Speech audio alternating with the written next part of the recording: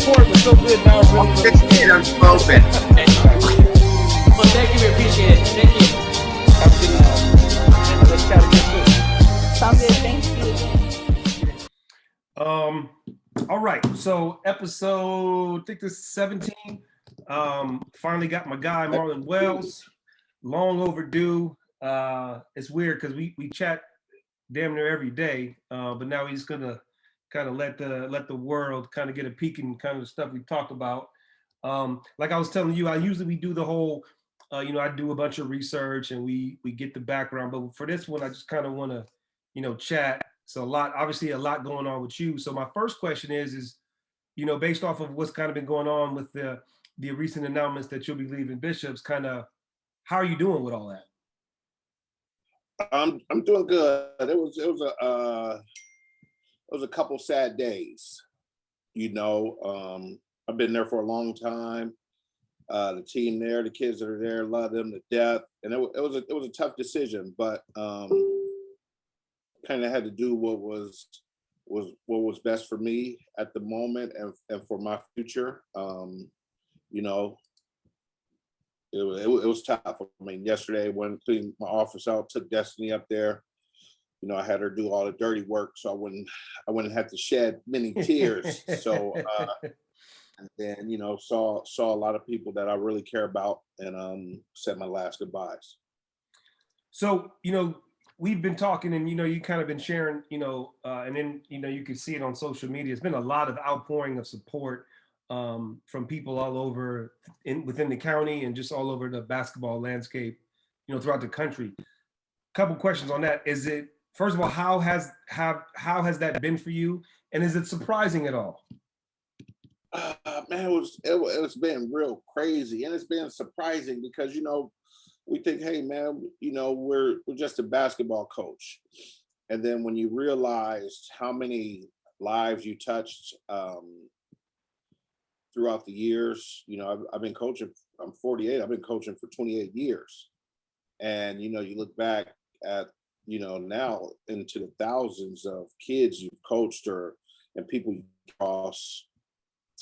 It was surprising, the outpour. I mean, from kids that I coached on the boys' side. I mean, I had NBA guys call me, college coaches call me, text, email, Twitter, all that stuff, and it was real humbling.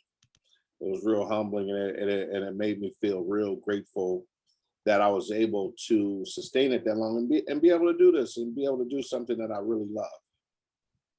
And I think it's important that we make sure that we know that this is not, this ain't a funeral. This ain't the end of your career. It's just, moving on. So I know a lot of people kind of felt like that you were going to be leaving the basketball world, whether it's no longer coaching or no longer doing, all the numerous things you do in the basketball world. So if you want to kind of clear up that you still will be very active in this space that we occupy.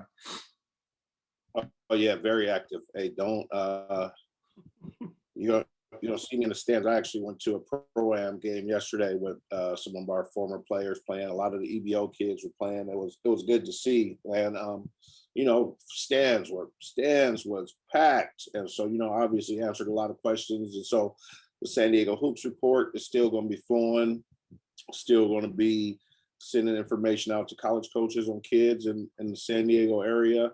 I'll be working at Ladera Sports Center. I'll be running tournaments out of there with Steve Williams and Jamil Muhammad. That's going to be a great challenge for me, and that's right. I live up in Marietta, so that's right across the Ortega Highway. So a lot of the stuff we could work from home, but I'll still be very actively involved in the basketball scene. And like I told somebody yesterday, they said, "Would you think about coaching again?" I said, "Yeah, if a great opportunity arises, and I like it, and I could be committed to it, I'm in there." So I do want to go back a little bit because I'm curious. I've interviewed several people that you had worked with when you were at Dago, and I've heard from former players, obviously from Coach Lonnie, kind of how that transition happened from you going from San Diego High to Bishops. My question is did you ever, I know that was a hard decision, but did you ever see yourself being at Bishops as long as you were? Man, no, I didn't. I did not. I figured, hey, it was just, go over there. And it was a coaching job and an opportunity to build a program. And once I got it built, there would be an opportunity for me to leave and go somewhere else on to the next level, and had plenty of opportunities to go to college. But I was like, man, no, Bishops is a place to be. And one thing I could remember when I first took the Bishops job, we had the head of school, his name was Michael Titleman, and told me, he said, Marlon, don't come here and think you have to fit in, and don't come here and be uncomfortable. He was like, I want you to be yourself. And I stuck to that for 16 years. I was Marlon Wells. I didn't change. I didn't revert to anybody who I wasn't. My coaching style didn't change. You'll see me getting up and coaching my kids up and stomping my foot on the sideline, and that's one thing that really made Bishops a great place. Coming from Southeast San Diego to La Jolla, I didn't have to change who I was, and I never was ashamed of where I came from. And so the transition, it was tough, but when I got there, it was very welcoming, and it made it easy. And so I was able to bring in kids and other coaches from Southeast San Diego into La Jolla to show them that, hey man, this is what we got going on up here. I mean, Jeff Harper Harris, who's the Lincoln coach, was my assistant coach for 5 years. Carl Fisher, who's the Morris coach, he was my assistant. I was able to bring former players back to help out, and I was able to reach a few kids in the Southeast San Diego and the South Bay area to bring them up to Bishops and show them, hey man, look what we're doing up here. The only thing that I do regret is that I wasn't able to reach as many kids as I could. It was very limited, and so I felt like I was cheating some of the kids, not to be arrogant or anything. Some of the kids that I love and high, and then the community that I grew up in. And so, like I said, I'm proud where I come from, and to be able to coach at one of the most prestigious schools in America, not just San Diego, not just the West Coast, not just California, in America. It was a great honor for me to do that. So you mentioned how you were able to be yourself, but the amount of time and the person that you were, obviously got a lot younger when you left San Diego High to come to Bishops. How would you say you changed, or how would you say that the different environment maybe impacted you, or maybe how you see things differently, or what impacted those 16 years at Bishops have on you from the time you got there to where you are now?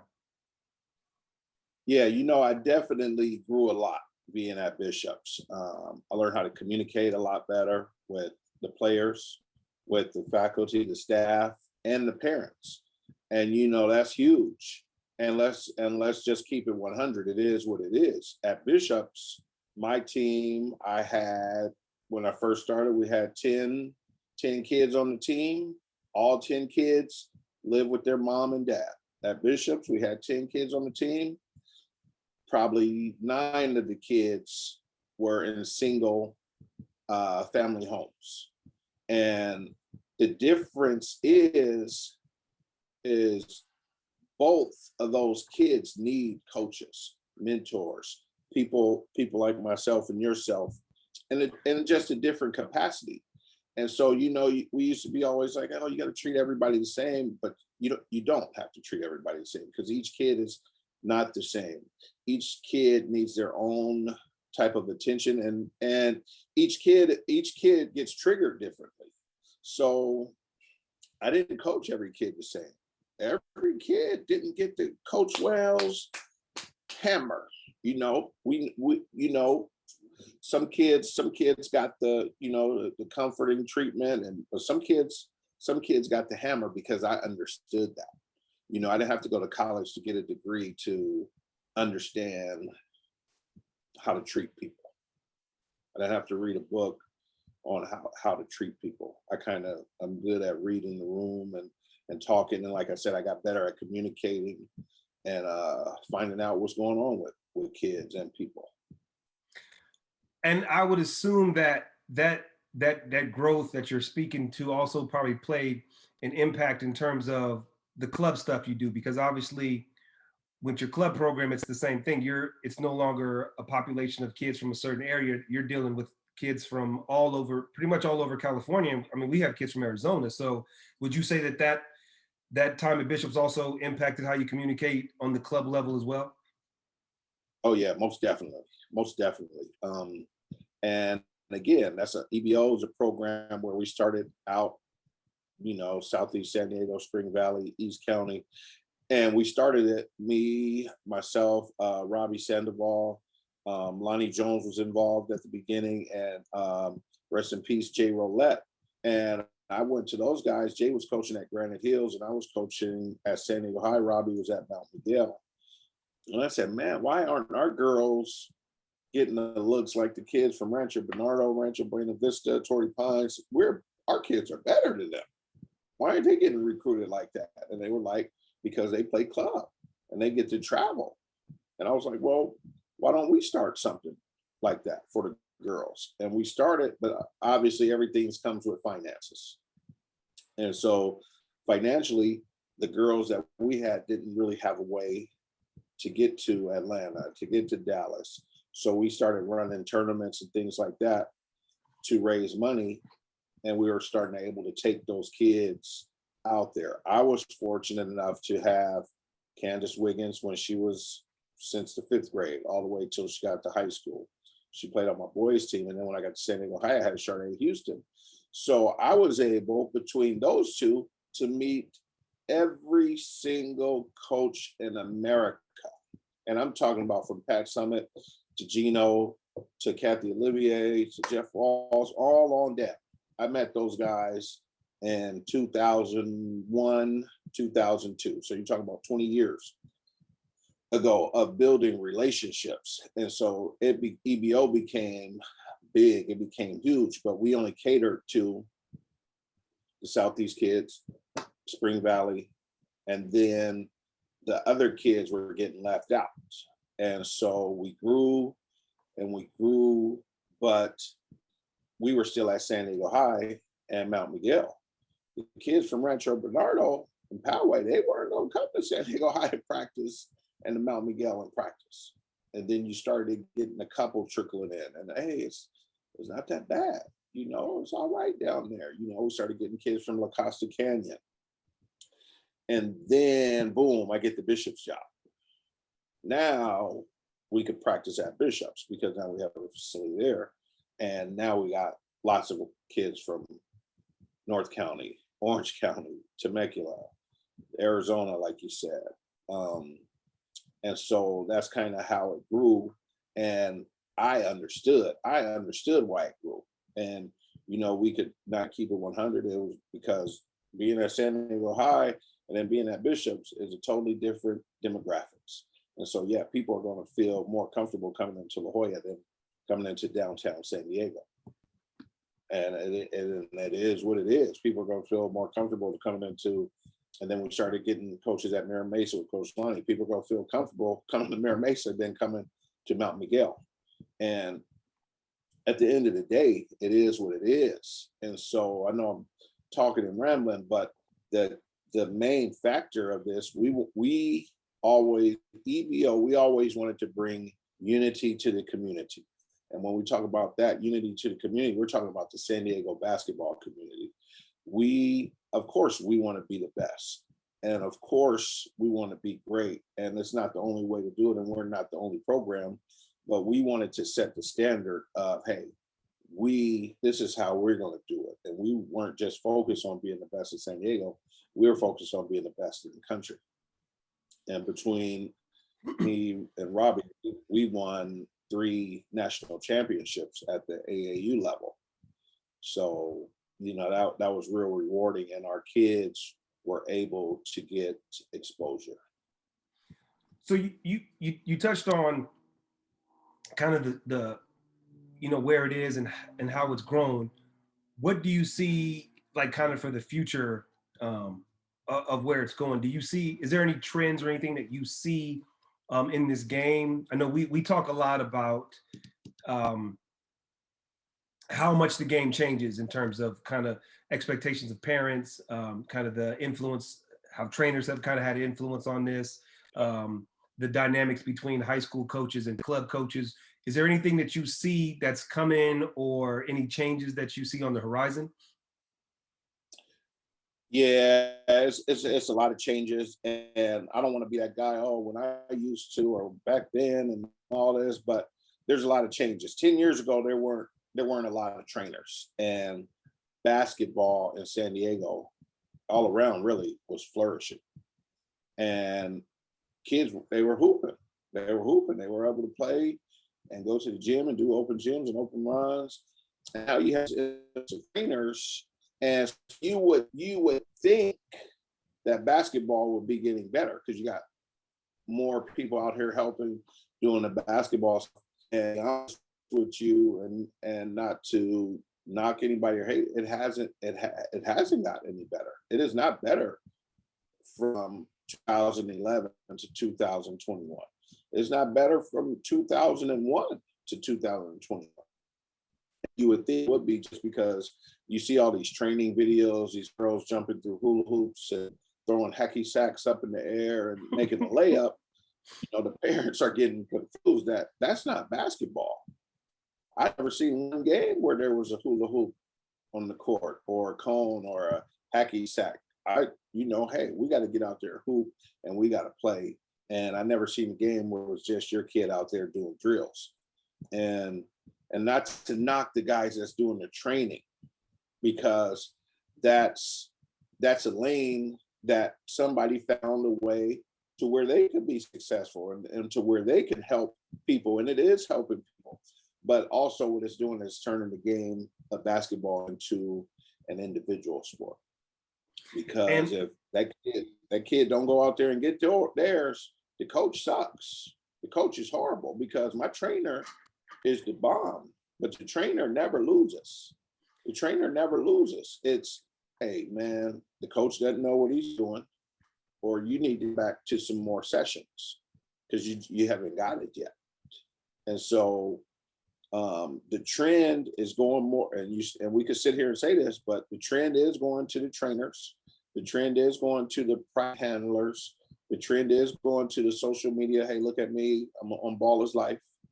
And it's getting away from the team, and it's getting away from the high school. It's getting more towards the club, the trainers, the shoe companies, and the IL stuff. So you're gonna see a big change here. So I think, I know in the probably maybe say 10, 12 years ago, there was the same kind of dichotomy with the AAU coaches and the club coaches, where it was more of a butting of heads. And what started to happen, high school coaches in high school versus club. And I think what happened is the high school coaches started to realize that there was real value in their kids getting club, as long as the high school coaches and the club coaches were on the same page. And I think since I've been coaching, I've seen that shift to where there's no more of a standoffishness between the club coach and the high school coach. I think that's where we are now with the high school coach and the trainers, where there's no dialogue between kind of what the high school program is doing versus what the trainer's doing. And that's where this conflict comes. Right. And the conflict, the reason why it's got better with the club coaches and the high school coaches, because let's look around now. Most of the high school coaches are club coaches. Let's just look at that. Let's go to Christian, Vicky's club coach, Mount Miguel, Robbie, yourself at Mira Mesa, myself, Tristan, Chris Croce, Terry Bamford, Carlsbad coach. So unless you button heads with yourself, exactly. So now most of the coach, it's not the guy who's a math teacher and then he goes coaches. It's not the guy who works on the campus security and then he goes coaches. So that has separated. Now what's happened is the guy that runs his own business or runs his own club is the trainer of these kids that go to these high schools, and they're not communicating with the coaches. And so that's where the issue is, because everyone has an ego. They can say, anybody can say what they want. Everyone has an ego. Everyone has an agenda. I want to be able to develop the best kids possible. Some people need to do this to make money, to pay their rent. And they're good at it. And this is what they do. So now the butting the heads come with, hey man, this kid can't miss this training session, because if she does, I don't get my $60. Even if it's a high school practice or a high school tournament. Even if it's a high school practice or a tournament, this kid cannot miss this training session because I don't get my $60. And if I don't get my $60, how am I going to put gas in my car? How am I going to eat? How am I going to pay for my kids' daycare?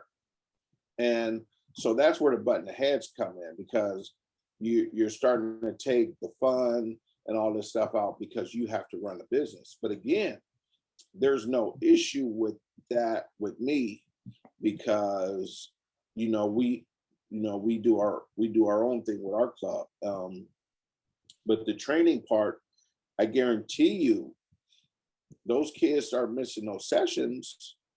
It's huge. You figure if you charge a $60 a session and a kid comes 3 times a week, well, do the math. That's $180 out of your pocket. And once you start getting it steadily, you don't want to lose it. You don't want to lose it. And so that's the business of it. So forget what modern day has going on. You got to come to these sessions, because you're not going to get any better to even help modern day win any games. And that's the thing. And some people are going to get on here and see this and disagree, but we're not talking about all the trainers. We're talking about a few. Some trainers have their schedule set up and they understand and they get it. Same with clubs. You got club coaches that still do that. Hey, like, it is August right now. Club season is over in July. Your season, technically should be over. This is time for kids for vacation. That's why they have no contact period for the high school coaches. And then when you come off no contact period, now you should be back with your high school training and off-season conditioning and getting ready for the season, which is coming up here in a few months. And we just finished. So you still got guys that want to do club because that's how they pay their bills. I get all that stuff, but I think they have to start communicating and building dialogue and relationships with the high school coach, because trust me, I would love for my kids on my team to get the extra work in. And if you could do it and you could help them and you could do it, and I could show you, hey, this is what we're running offensively at Bishop's and this is what we're doing defensively, and you could implement that in your training, that would help us tremendously. But if you're showing them all these 6, 7, 8 dribble combo moves, I don't have anything in my philosophy that does that. Maybe like when the shot clock is running down or the game clock, we could use that, but you're talking about maybe three times a game. But if you could communicate with the coach, I think that'd be great. Well, I think to your point, and that's why I saw the communication part. It's like, for me and for you, we run a very much emotion-based offense. So the last thing we want is you catching the ball and doing 5 or 6 dribble combinations. Nothing drives me more crazy than when the ball is supposed to swing and you immediately put it down on the deck and do 3 or 4 combinations. But again, if that's what you're practicing, how does that equate to what we do? I know my guy Robbie, he likes to run a lot of ball screen action. So do you have ball screen at the train? Are you running ball screen type drills at the training session? Right. Again, are you asking your trainer to help you get the skills that are going to help you be successful on your high school program, which will lead to you getting to where you want on the next level, which is supposed to be the ultimate goal? Right. And I think most of them are training to get on the ball as live video. And that's for real. I love when my girls are on the ball as live doing some stuff. That one clip. It's a clip. It's a clip. And it doesn't show the clip that the girl just scored on you 5 seconds.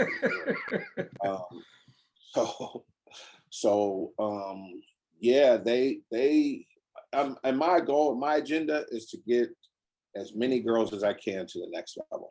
I'm telling you right now, if you come play for me, you have to want to play at the next level. Otherwise, you're out there for fun. And I do this for fun, but actually this is my job. This is my job, is to coach you up, prepare you, get you ready for the next level on the court and off the court. And so you know, there's a tug of war going on with that, but I think that could be resolved if people are willing to come to the table.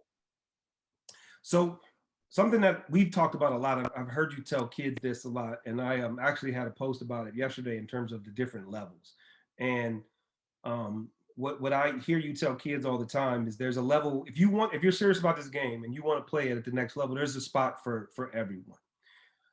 But unfortunately, social media pressure from the culture we have of comparing has really made it to where it's anything less than D1. I mean, sadly, anything less than like Power 5 D1 is viewed as you're not a real baller, you're not that good, when there's so many different high levels of basketball to be played. So kind of what's your perspective on the kind of misconceptions of where what kids view and what parents view as a successful step to the next level of basketball? Yeah, and I think that's crazy that all the kids think they could go D1 or Power 5. But those are good goals to have. Shoot for those goals. If you want to play at NC State, man, go ahead. But just know that there's certain things that it takes to get there. And some of it you can't control. You can't control how tall you're gonna grow. But at the JUCO level, there are outstanding JUCOs all across the country. And some pay for you, some don't. In California, San Diego, we got some great JUCOs. You know, Lee Marshall, one of my favorites, and not being biased because she coached EBO and me and Chris, and we're all tight. But she's one of the best coaches in San Diego, point blank, period. San Diego State, UCSD, USD, whatever. She's one of the best coaches, and kids could go there and they could learn. And I saw you had Sierra Eaglehart, who's at Saddleback right up the road. Another one of your former assistants.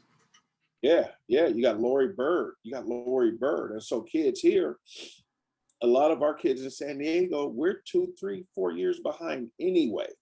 It will not hurt you to go to a JUCO and get your start your academic career off there and keep developing. And then, you know, you have other schools like San Diego Christian, Point Loma Nazarene. Those are good. Cal State San Marcos. All those schools are good. You just want to get your ball on and hoop. And I tell people this: if you're in JUCO, you're a stud. If you're in D3, you're a stud. If you're in NAIA, you're a stud. D2, you're a stud. D1, you're a stud.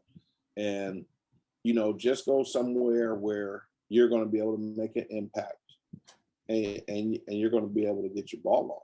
Because people want to say, "Hey, I want to go somewhere where I'm happy." Well, you're already at home. I'll be happy at home. I'll be happy anywhere. You're not going to always be happy. You know, you want to go somewhere where you're going to grow, get better, and have a good career. So one of the things I really admire and appreciate is that, and I know a lot of people don't know this, and this is why I like to get it out. I tell it to people all the time, is that your willingness to help kids that don't even play for either your high school or your club. I've been on the phone with you I've been in the car with you talking to college coaches about kids that you never coached or went to different schools, rival schools.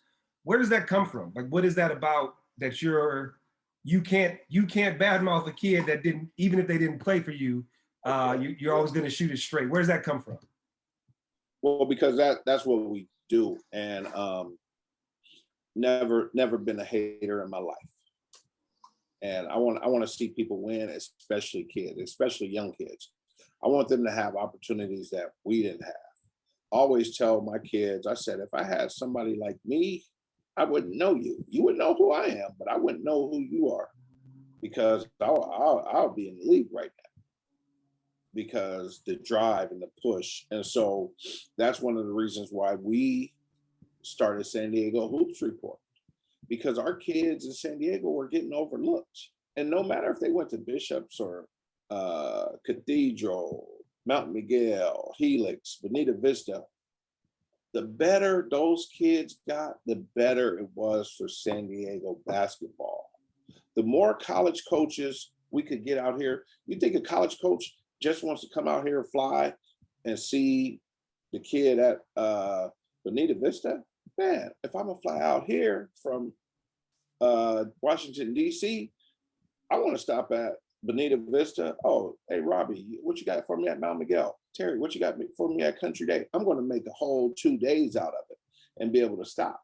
But with, Country Day and Cathedral, they only got, those kids can't play.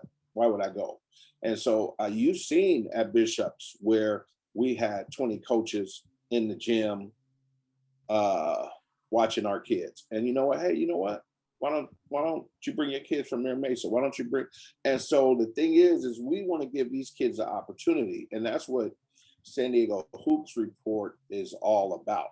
It's not about Marlon Wells. It's not about me. Oh, I got that kid a scholarship. No, it's that kid got exposure, and she did that. And so people don't know kids like Christina Ellis. I just said a name that just went over everybody's head. Black kid that played at Torrey Pines, and I just said it again, and you still don't know who I'm talking about. Well, anyway, she was probably so under the radar that a junior college wouldn't even want it. And so when she got out there, Tennessee, she played, and played all this kid could play. And so she was a little bit behind. So she did have to go to JC and do some stuff and work her way up. Now she's playing professionally. And so those are the stories. Those are the kids. Yeah, everybody knows the Pow Pows, the Destinies, the Leisure Styles, all those kids. What about the other kids? What about the other kids? Yeah, everybody knows the UCLA's, Texas. What about the other colleges? What about New Mexico State, the UNLVs, even go lower? So the reason why I enjoy doing that, because I like helping others. And I was put in a situation again, like Candace Wiggins and Sharday Houston, where I was able to meet a lot of these coaches. And so why not use my relationships to help others? College coach called me yesterday, talked about Taryn from Cathedral, a guy, Terrell Colby. And he was like, man, I saw her play on Cal Sports, and I was like, man, he was like, man, Marlon told me about that girl. Actually, he sent the scouting report to me on her, and everything he said about her was true. And he was like, man, I offered her. And it was like, man, we gotta make sure we stay on San Diego Hoops Report, because Marlon and Haseen, they're giving it to us straight on these kids. And so a lot of people don't know what you and I do in the background on this stuff as far as the scouting and recruiting, because you guys can't see it on the website. But the college coaches subscribe, and we send them the packet, and it's there. And so, like you said, everything is not Division I. So, love helping these kids, and we've always wanted to see San Diego basketball grow. And I know I can't win the championship every year.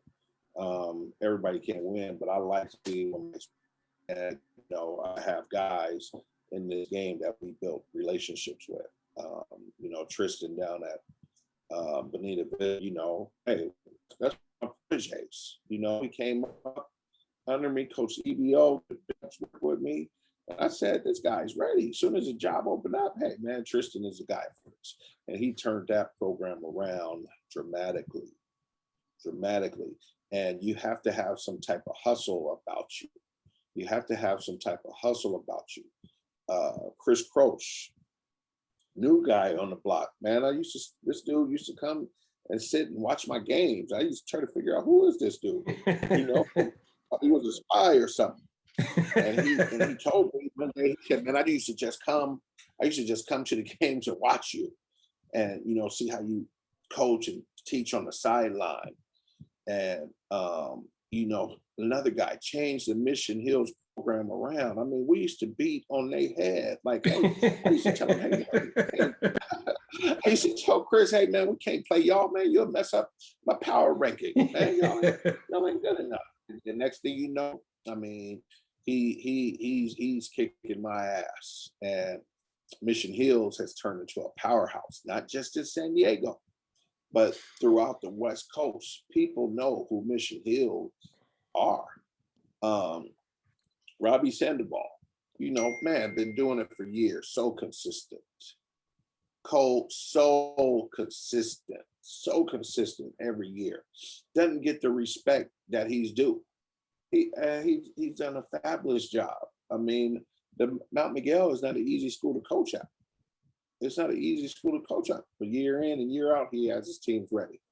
And we always talk trash. That's why I like having guys in this game, because we could talk and we could communicate, we could laugh, we could have fun. Other people be so uptight and whatever. And all of our girls, they get along. And when we play, do we want to beat you down? Yeah. I want to beat you down in the worst way. I want to embarrass you. But at the end of the day, I'm going to shake your hand like after a tennis match. But a lot of other people take this stuff so serious to where it's not fun. And, you have Lonnie Jones, another underrated coach. And I'm talking about my guys right now because they came up with me. They rode with me. And Lonnie, man, 3 different schools, 3 championships, unheard of. But the thing is, Lonnie cares about these kids, and he's real emotional about it. And he don't care. He would go through a wall for those kids. And the people before me, like Jay Truesdale, who's still at it, man. He's still at it. Wade Vickery.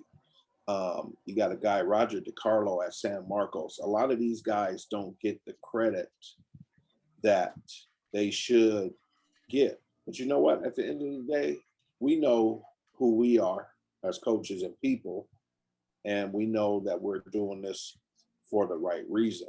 And I just know that when I came into this game in 2001 on the girls' side and leaving in 2021, that I feel that I left it in a better place than when I started.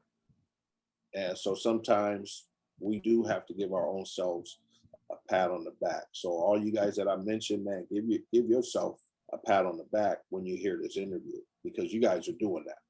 And it is not going unnoticed. We always talk about how coaching is probably one of the most, can't think of the word, but it's not appreciated a lot.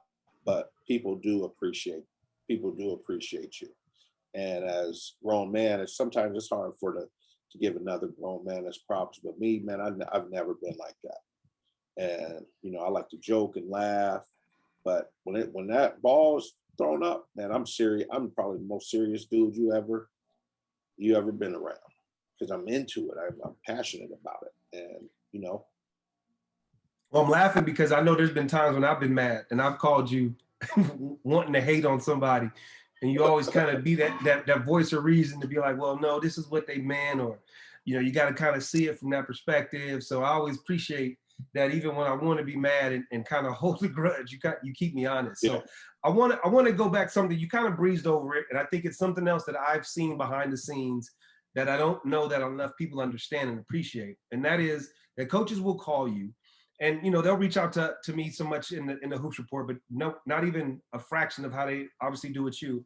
But they will call you about kids that you don't coach. They will call to get your opinion about kids that they're interested in that you may not have never coached before.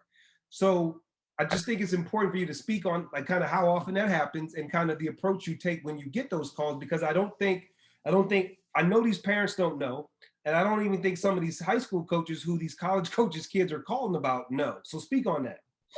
Right. So, I mean, and not to be arrogant or anything, but if you play basketball in San Diego and you're a girl and you got the potential to play at the next level, I'll more than likely I'll get a call about you. Yep. And they're going to ask me, what do I think? Have you seen him play? Because they know I'm in the gym. They know I see it. They know we run these showcases and these events, and we give it to them straight as it is. Nothing bad. There's nothing bad. It's like, hey, we give them a straight up evaluation, and then they take it from there. Because we don't know you all, or we don't know your kids all that well on a personal level. So some of the questions we can't answer. We cannot answer. So we don't know like your character. We could talk about the stuff just that we see that we know from you. Like like Tiana Pow Pow, probably one of the sweetest kids you ever met. Parents are awesome. Every time she sees me, she's smiling, "Hey, coach." And that was our rivals. That was our rivals. And her mom and dad, everything. In the playoffs the last time I was there with you. Yeah. And when she graduated and went to Oregon, her mom and dad got me an Oregon sweatshirt. And I'm like, man, that's probably one of the most that made me feel great, because this was our rival. I wanted to beat her down. She wanted to beat me down. She wanted to beat our teams down. And so, but that goes to respecting each other. That goes back to, understanding what this is about at the end of the day. And we love seeing these kids grow. So a lot of parents really don't understand that. And so, parents, when I see you out there acting a fool, trust me, they don't ask, "Hey, how is that kid's parents?" And I'll say, "Hey, they be doing the fool. I don't know, call them and talk to them and see." And so there's a few coaches that college coaches will call, even if that kid doesn't play. And that's me, Chris, Terry, and Robbie. And, I know it because Robbie gets calls about my kids. And so, we just always keep it straight with these coaches. And we do evaluations. I think I got a pretty good eye for talent and a pretty good scout. So, there's certain levels where I know that you could play at, because I have kids there or had kids there, and I know the coach that's coaching that place very well. And if you're not mentally tough, there's certain coaches that you cannot play for. Well, that's what I was going to say. I know this is something else I had posted about. I know for me, when I give an evaluation about, what level the kid can play at, the people that will say we're hating, but my thing is rarely based off of talent, right? I usually say, if it's the work ethic. So if I don't think you can play at the D1 level, it might be that you have the skills, but I don't think that you have the work ethic, or vice versa. I know you've talked to parents about certain, junior colleges or even college, and you'll say, "Hey, I don't know that that's a good fit." And it's not necessarily the basketball fit. And I don't think that people understand that a lot of kids can play basketball. The attrition rate at colleges is rarely because of skill, it's because of work ethic. Right. Yeah. So a lot of kids can hoop, but it's the other stuff. And I put a post the other day about team, and T is for togetherness, E is for enthusiasm, A is for attitude, and the M is for mental toughness. And for me, the M always stood out, the mental toughness part, because you're going to go through a lot of adversity. You might have a bad day all day at school, and we're talking about high school. You might didn't like the lunch, and the lunch wasn't no good, and you still mad about that at 2:30 at practice, and that carries over, and you just, and the coach is on your butt, and just how do you take those things? So it's tough, man. And you see a lot of kids coming back home, and now the transfer portal has really hurt the class of 22 and 23, because those kids are still there. And it hurt them only for now. It might help all those kids. They just got to be a little more patient, and then wait till the spring to sign or get scholarships. And not expect instant gratification when they get there, because there's going to be a lot of talented kids still there. Yeah, it's going to be tough. But again, that's why we said we started the San Diego Hoops Report, and they've been playing basketball in San Diego for a long time, and there's nobody that really put a focus on the girls' game. And I think once we did that, it's helped a lot of kids more than they know. It's funny, when I was on the road this last year, I met a couple of coaches that, when I went to introduce myself, and this is not a brag, this is just to let people know kind of what you're saying, they would say, "Hey, you're the guys doing the hoops report stuff in San Diego. And it was like, yeah, and they said, no, we're watching. We like what you see. It makes it easier for us to see what's going on in your area than any other area, because like you said, it's all right there for them in terms of the different schools, the different positions and all that stuff. So I just think it's good. It's a positive for us that what we're doing is working, but it's also a positive for these kids that, again, like I'll send, we're getting ready, we're gearing up to do the, to get the no series again. And it's sad, but some kids don't respond to the question. So I can't write about it. I do these interviews. I want to do these interviews with coaches. Some coaches don't respond to my interview request. So it's like, I'm going to have coaches to interview, but if you don't want to get on here and celebrate your program or celebrate your kids, I don't know what the negative of doing that is. And if you're truly invested in your kids, then why wouldn't you push something like what we're trying to do on them, unless, again, that stigma that we're haters, the stigma that we're biased to a certain EBO kids or Bishop kids or Mira Mesa kids, when that just isn't true. That's exactly what it is. They are going to say, oh, it's EBO bias. Trust me, I get the texts, I see them, I get the DMs, I see them, oh, you guys are biased. What about this kid? What about that kid? Well, at the end of the day, what about them? If there's two of us, I told a parent, there's two of us, we can't get to all the games. We could get to the most, but hey, and we're not saying, hey, you got to come to the Cream of the County or the Diamond in the Rough or the Finest City Showcase. But at a certain point, you do have to get in front of us. And if you are in front of us, we can help you. But if you're not in front of us, if your max preps isn't up to date, if you don't call like, hey man, I had my 1,000-point tonight. Let me know. We'll post it. We're not going to know that because we don't have your access to your max preps and no one's called us. It's just like, with KUSI, you guys send stuff into them, but guess what? KUSI only covers from San Diego to Marietta. We covered the whole country. So when you think of, and now I'm not saying we're bigger than KUSI, but when you think about, hey, do I want to play at the next level and I want to get exposure, just think about that our Twitter and our Facebook and Instagram and our website will reach more college coaches than you're kind of doing it on your own. I want to go back. I have the unique perspective of when I came here, obviously being an outsider, and I kind of formed this theory about kind of how some of our kids here get delusional.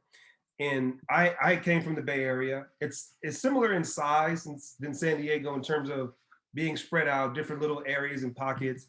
But I always said it's a lot more close knit in terms of how, even though there's rivalries, there's definitely a more communication with these coaches and these players. It's a tight knit community. And one of the observations that I made is that since I've been here, we've had 3 girls make McDonald's All-American, Dejanay, Destiny, and Pow Pow. And all 3 of them are very down to earth, approachable. Like you said, but Pow Pow, they're very nice. They don't have their head in the clouds. They don't think they're better. So I think what happens is these other kids view them as, well, I could do what they do.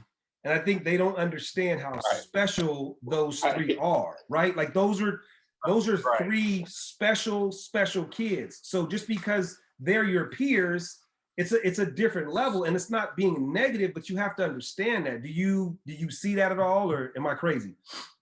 Oh, no, you hit it right on the point. And I'll start with Dejanay and Pow Pow. Those kids had devastating leg injuries. And so if any other kid thinks that they are on that level and they could, again, just to even get where they got with those injuries is phenomenal. Right. And just think about the mental part. So you recovered, you hurt it again, and you recovered, and you're back out there balling like nothing ever has happened. That is tremendous to me. Dejanay is probably the most, and I'm talking about that I've ever seen, not in San Diego, been all over the country, most athletic girl that I've ever seen. And she's always had it. She played football when she was a little kid, and so did Destiny. And so little girls, when I'm telling you this, I'm not saying go out there and play football, but I'm saying when you stepped on the court with Destiny and Dejanay, or either one of them, they had a different mentality. They played Pop Warner football and they were good, and they were running backs and they played defense. So they were scoring touchdowns and they were tackling. So now when they stepped on the floor, they're in a whole different mentality. They're in a whole different mentality. They are in killer mode. And they stepped out there and they destroyed people. And so I hear people say, oh man, she's going to be the next Destiny. And I start thinking, I'm like, dang, man, is she? And I want to be clear, I didn't mention Kelsey because that was right after I got here, but definitely Kelsey in that same conversation. Yeah, Kelsey was there, but you know, that's why I was sticking with those three. And like, you know, Destiny, totally different mentality. So it's almost downright disrespectful when people say that, like, hey, that's the next this, or she's going to break this record, or she's going to be a McDonald's All-American. Yes, have those goals, but I would tell people don't compare them with Destiny, Dejanay, Pow, Kelsey Plum, Candace, Sade. Besides Kelsey and Pow, I've had a chance to really get to know all those other girls that were mentioned, and just their mentality, they're wired different. I know, obviously having coached against two of them and coached one of them, the mentality is huge. And I remember when we played, I tell this story a lot, when we played Country Day, we beat them in the last regular season game to split the league. And I knew, as happy as I was in that moment, the reality that we were going to play them right after that in the playoffs was like a slap in the face, because I knew it was going to be tough. And I remember that game, we jumped on them. And we had talked about in the second half, you know, we as coaches, they always talk about adjustments, right? And we talked about with our team after the game that the only adjustment that they made is Pow just decided she wasn't going to lose. The only adjustment that they made was a mentality adjustment. They didn't do anything different. We didn't do anything different. She just decided that they weren't going to lose. And that speaks to the mentality you're talking about, that you can't coach, you can't be trained on that. That's just either in you or it's not in you. Yeah. And it was in her. And she, like you said, wasn't going to lose. I'm not going to lose to Bishop. I'm going to lose to Powerway. You got that mentality. And, you know, a lot of kids don't have that. They say they do, but they don't have that. And like you said, we can't teach it. But yeah, so San Diego has a rich history of great girl basketball players. And we're talking about the McDonald All-Americans. We're not talking about like the Jerica Williams. And I mean, there's so many kids that played at Power Just since I've been here, I've seen so many good players come through here. Yeah. You know, you got Kayla Rooks, you got Camposano. Yeah, there's a lot of great kids that came through this area. So one of the things that I really also admire is that you strike the balance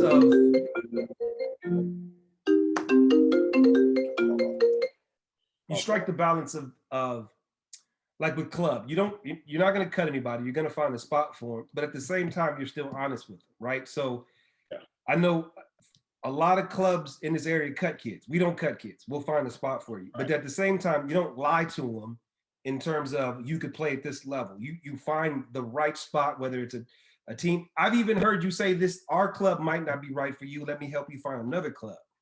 Can you speak to kind of how that mindset is of always, again, being welcoming to want to help a kid, but at the same time, not making promises or not selling false dreams? Yeah, and that's always tough. And then we go back to what things that I learned at Bishops. I learned at Bishops to, you know, sometimes you have to have the tough conversations.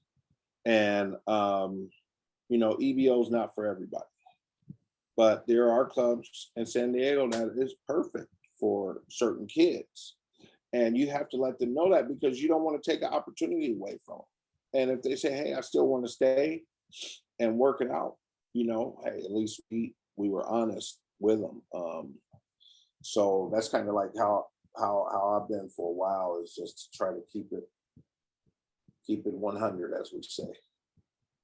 And how have those conversations changed over the years? Because obviously the kids have changed, right? There was no, well, I shouldn't say no, there was less trainers, there was less outside influences, there was less handlers. So kind of how has that conversation, how have you had to change that conversation with kids and or parents now to maybe, 15, 20 years ago? Well, 15, 20 years ago, Sandy, we only had two teams on our club. So you either had it or you didn't. So we had a 17U, 16U. And so we did cut. So we kind of got into the, hey, if we can't beat them, join them. So now we got 6 high school teams because girls want to put on that EBO jersey. And it still didn't work out for everyone. And that's fine. Some parents are still bitter about the EBO experience, and that's fine. And some parents are ecstatic about the EBO experience. And so the way it has changed is it's like, hey, like we can't we always couldn't guarantee you something, but it's like, hey, let's come here, let's get better, and then see where we could go from there. But the parents lately, it's been tough because they have their expectations of where they think their kid could play because they start comparing them with other kids. And again, as an evaluator and as a coach, that's one of the worst things you could do as a parent or anybody is compare your child with another child because it's different. We had that conversation at Ladera a couple of weeks ago where it's a simple question I asked the kids. And I said, how many of you guys here, and this is a positive thing, some may view it as a negative thing, but I said, how many of you kids right now can go to college if you never bounce a ball again? And they all raised their hands. And then you said, those kids that we just beat or just beat us, they're not going to college without this basketball thing. And again, it's not a negative, it's us speaking positively of the opportunities that our kids have. But again, you can't make it the comparison. If your stomach is full, you cannot compare yourself to somebody who's hungry. Right. And that's a fact. And so I always talk about that. Like some kids are playing this game for their lives. Like, hey, for their livelihood, so they can go to college. Some of these kids are first generation. Just think about that. This is 2021. Some of these kids are first generation college students. A lot of them. Think about that. And so when you ask again that question, like, hey, man, some of you guys are going to go to college regardless, basketball or not.